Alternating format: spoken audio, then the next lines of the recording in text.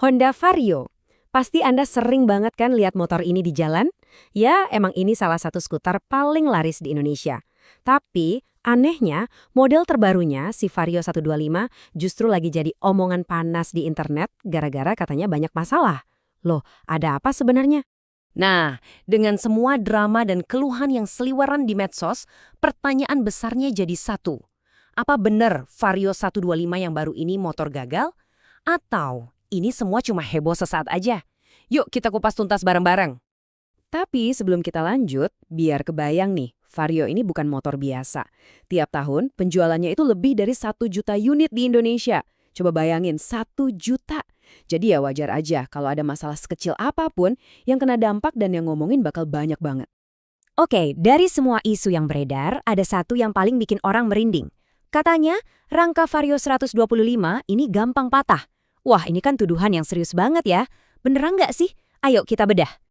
Oke, ini dia jawaban paling pentingnya.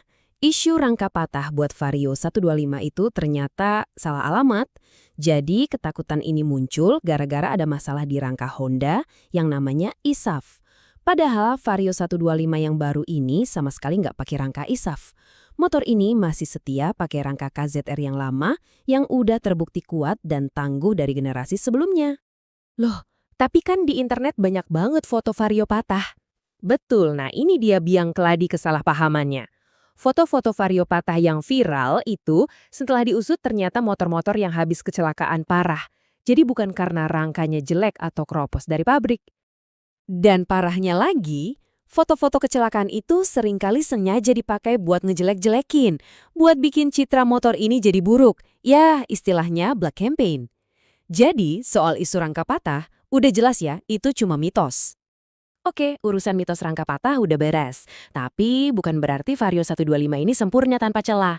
Ada beberapa keluhan yang beneran terjadi dan dialami sama pemiliknya. Apa aja tuh? Nah, keluhan nomor satu yang paling sering kedengeran itu soal suara mesinnya yang kasar. Malah ada yang bilang suaranya itu mirip mesin parut kelapa. Ini bukan cuma perasaan doang ya, ini masalah nyata di beberapa unit yang baru keluar dari dealer. Terus, kenapa bisa begitu? Kemungkinan besar ini cacat produksi, tapi untungnya sih bisa diperbaiki. Biasanya penyebabnya sepele kok, entah pelumasannya kurang, ada komponen yang kurang presisi, atau setelan dari pabriknya yang kurang pas. Kabar baiknya, masalah ini harusnya bisa diberesin lewat klaim garansi di bengkel resmi. Kenapa ya masalah kayak gini bisa lolos dari pabrik segede Honda? Ya inilah realita dunia produksi massal. Kalau bikin motor jutaan unit, pasti ada aja 1-2 yang nggak sempurna. Kadang pabrikan itu malah ngandelin klaim garansi dari kita, konsumen, buat nemuin produk yang cacat. Jadi secara nggak langsung, kita yang jadi quality control terakhirnya. Oke, selain mesin kasar, ada satu lagi nih keluhan yang umum banget. Spakbor depannya miring. Dan anehnya, ini tuh kayak udah jadi penyakit turunan di banyak skuter Honda. Nggak cuma di Vario 125 aja. Spakbornya ini emang bisa dilurusin pakai tangan. Gampang. Tapi yang bikin aneh, banyak yang ngeluh kalau setelah dipakai jalan, miring lagi. Nah, ini yang bikin curiga. Ini sebenarnya cuma masalah plastik spakbornya aja, atau jangan-jangan ini pertanda ada yang kurang presisi di bagian rangkanya. Baik, kita geser ke poin terakhir. Nah, yang satu ini bukan cacat produksi ya, tapi murni pilihan desain dari Honda. Pilihan yang bisa jadi bikin pusing kepala di kemudian hari. Anda pasti tahu kan istilah aki tekor atau aki soak? Ini mimpi buruk semua pengendara. Tiba-tiba, motor nggak bisa di-starter sama sekali. Kunci diputar, tombol ditekan, tapi yang ada cuma hening. Aki itu bisa tekor karena banyak hal. Bisa karena umurnya udah tua, bisa dapat aki yang cacat dari pabrik, atau sistem pengisian di motornya yang bermasalah. Intinya, ini resiko yang bisa terjadi di motor manapun. Nah, disinilah masalah utamanya. Vario 125 yang baru ini udah nggak punya kickstarter alias engkol. Artinya apa? Artinya kalau aki Anda tekor di jalan, motor Anda bakal beneran mati total. Nggak ada cara lain buat nyalahin kecuali di jumper. Masalah yang tadinya sepele bisa jadi repot banget urusannya. Oke, kita udah bahas mitosnya, masalah nyatanya, sampai potensi resiko di masa depan.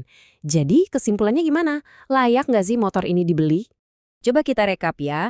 Isu rangka patah cuma mitos, jadi ini bukan masalah. Mesin kasar dan spakbor miring, Ya, ini cacat produksi tapi sifatnya minor dan bisa diperbaiki. Nggak ada Kickstarter, ini pilihan desain jadi risikonya bisa kita antisipasi.